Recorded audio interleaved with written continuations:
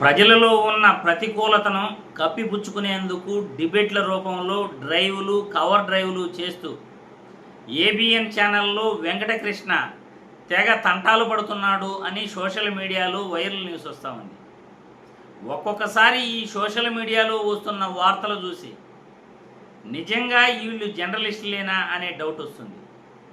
ఎందుకంటే వీళ్ళు మాట్లాడే మాటలు ప్రజలకు ఉపయోగపడతాయా లేకపోతే రాజకీయ పార్టీలకు ఉపయోగపడుతున్నాయా అనేది ప్రజలే అర్థం చేసుకోవచ్చు. ఒక్కసారి ఈ వీడియో చూడండి. ఇంత చరిత్ర సృష్టించే ఈ గూగుల్ డేటా సెంటర్ మీద సహజంగా ఆహా ఓహో అనే ప్రచారం జరగాలి. ఇప్పుడు ఇంత మీడియా ఉంది కాబట్టి దీనికి విపరీతమైన హైప్ రావాలి. ఈ సోషల్ మీడియాలో తోడేళ్ళనండి, లేకపోతే రాజకీయపరమైన ప్రయోజనాలు ఎదుటి వాళ్ళకి దక్కడం కోసం అనుకోండి, లేకపోతే పేటిఎం బ్యాచ్ అని ఈ మధ్య అంటున్నాం కదా కొంతమందిని, వాళ్ళు కానివ్వండి, ఇలాంటి వాళ్ళందరూ వాళ్ళని చూసి జారిపడాలో వాళ్ళు మన తెలుగు వాళ్ళైనా చూసి సిగ్గుపడాలో కూడా అర్థం కాని పరిస్థితి. నిజంగా ఒకడు అంటాడు గూగుల్ డేటా సెంటర్ ఏముందంటే గోడౌన్ అంట. ఏందిరా నాయన, కోళ్ళ ఫారమా లేకపోతే నా ఎఫ్సిఐ గోడౌనా? గూగుల్ డేటా సెంటర్ అంట, గోడౌన్ అంట. కనీసం నవ్వుతారనే ఇది కూడా లేదు. గూగుల్ వస్తేనే రాష్ట్రం అంతా దివాళా తీయాలి, అన్ని రాసిచ్చేయాలి వాళ్ళకి. అందుకే మేము తీసుకోలేదు. ఆ కర్ణాటక ఐటీ మంత్రి ప్రియాంక్ ఖర్గే చూశారుగా, కర్ణాటక ఐటీ శాఖ మంత్రి ఆ గూగుల్ డేటా సెంటర్ల గురించి ఆస్తి మొత్తం వీళ్ళకి రాసి చేయాలి అని అంటున్నారంటే అందులో అర్థం ఏముంది, ఆమె ఎందుకు అలా మాట్లాడారు అది అర్థం చేసుకోలేని ఈ వ్యక్తి జర్నలిస్ట్ ఎలా అయ్యాడో అసలు ఎవరికి అర్థం కావట్లేదు. ఎందుకంటే ఒక జర్నలిస్ట్ అనే వ్యక్తి ప్రజల తరఫున మాట్లాడాలి, ప్రజా ప్రయోజనాల గురించి ఆలోచించాలి.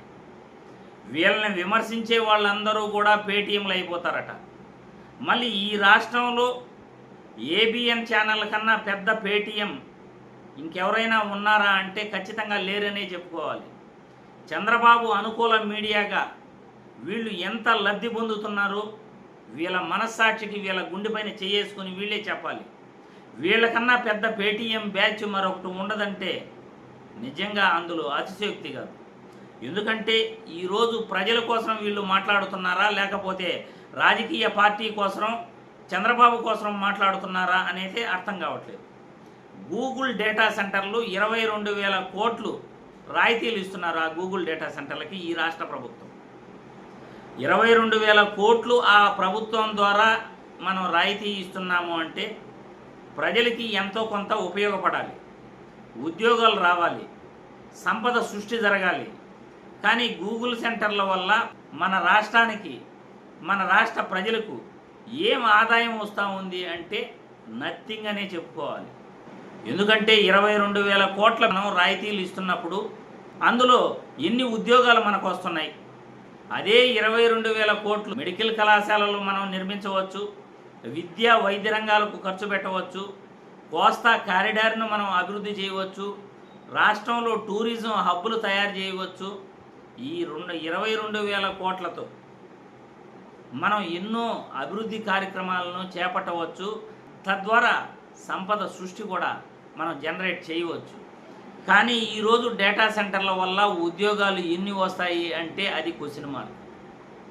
ఒకరేమో 1,80,000 ఉద్యోగాలు అంటారు, మరొకరేమో అసలు డేటా సెంటర్ల వల్ల ఉపయోగమే లేదంటారు. సాక్షాత్తు బీజేపీ ఎమ్మెల్యే, కూటమి ఎమ్మెల్యే, కూటమిలో భాగం బీజేపీ పార్టీ కూడా, విష్ణువర్ధన్ రాజు గారేమో డేటా సెంటర్ల వల్ల ఉద్యోగాల కల్పన అనేది ఉండదు, మీరు అంత ఎక్స్పెక్ట్ చేయాల్సిన పని లేదు. డేటా స్టోరేజ్ సెంటర్ అది. ఒక డేటాను స్టోరేజ్ చేయడానికే ఆ గూగుల్ డేటా సెంటర్ అనేది ఏర్పాటు చేయడం జరుగుతుంది. ఉద్యోగాలు వస్తాయి, కానీ మనం 22,000 కోట్లు పెట్టుబడులు పెట్టేందుకు ఎన్ని ఉద్యోగాలు ఎక్స్పెక్ట్ చేస్తామో అందులో కనీసం 25% కూడా రావు. గత ప్రభుత్వంలో జగన్మోహన్ రెడ్డి 200 మెగావాట్ల డేటా సెంటర్లకు జగన్మోహన్ రెడ్డి ఆదానితో ఎంఓయూ చేసుకోవటం జరిగింది. అప్పుడు 25,000 ఉద్యోగాలు మాకు కల్పించాలి అని ఆయన ఆ రోజు ఎంఓయూలో అగ్రిమెంట్ చేసుకోవటం జరిగింది. మరి ఈరోజు అదే జగన్మోహన్ రెడ్డి 200 మెగావాట్స్కి 25,000 ఉద్యోగాలన్నీ ఒప్పందం చేసుకుంటే 6,000 మెగావాట్ల డేటా సెంటర్లకు మనం 22,000 కోట్లు పెట్టుబడులకి రాయితీలు ఇస్తున్నప్పుడు ఎన్ని ఉద్యోగాలు రావాలి? దాదాపు కూడా 3 లక్షల నుండి 4 లక్షల పైనే ఉద్యోగాలు ఇవ్వాలి. కానీ అన్ని ఉద్యోగాలు వాళ్ళు ఇస్తున్నారా అంటే నథింగ్.